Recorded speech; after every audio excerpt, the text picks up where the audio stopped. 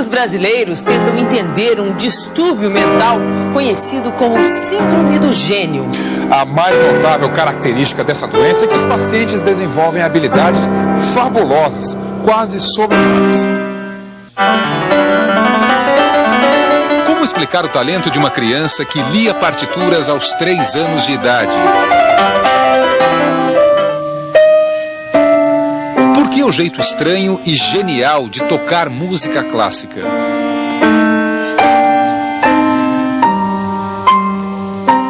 O que a ciência diz da habilidade de Cleonilson? 183. 183, correto. Correto, tá certo. Legal. No Rio Grande do Norte, ele é conhecido como o Homem Computador. 349. Como ele, um analfabeto, pode somar os dados e vencer uma máquina de calcular? 367. 367, mano. 367? É. Eu tiro o chapéu. E o que dizer da habilidade precoce detectada na escola? Ele começou a ser alfabetizado com 3 anos, no jardim de infância. 5 anos ele já tinha coleção de revistas. Pessoas com habilidades que parecem sobre-humanas, como o pianista canadense Glenn Gould, morto na década de 80, podem ser vítimas da síndrome de Asperger.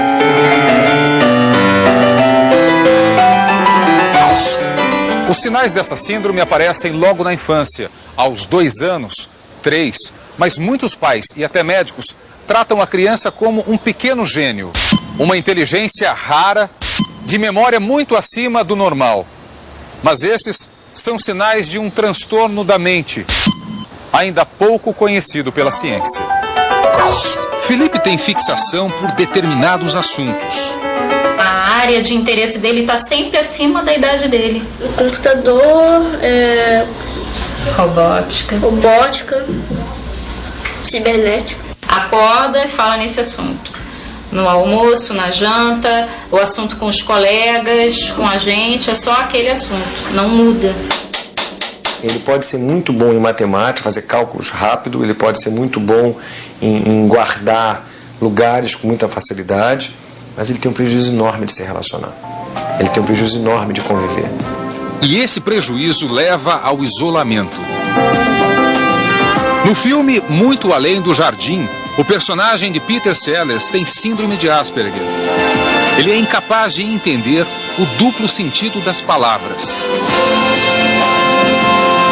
You'll have to move out by, let's say, noon tomorrow. I don't understand move out.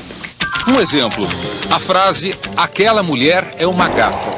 Para uma pessoa que tem a síndrome, gata é apenas um animal. E um animal é diferente de uma mulher, ainda que seja bonita. Está chovendo canivete, ela vai para baixo da mesa porque ela tem medo que esteja chovendo canivete. Ela entende ao pé da letra. Ela entende ao pé da letra, ela tem um entendimento, tem uma compreensão muito concreta daquilo. Mapeando o cérebro dessas pessoas, os neurocientistas começam a desvendar um outro mistério.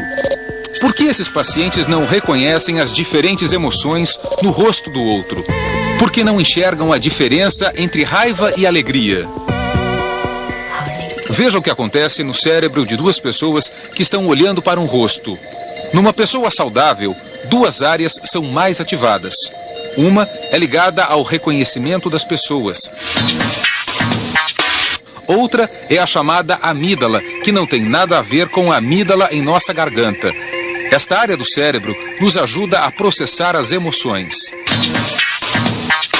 Nas pessoas que têm Asperger, quase não se vê a ativação da amígdala. E a parte do cérebro que mais é ativada não é aquela ligada à identificação do rosto, mas outra que reconhece os objetos.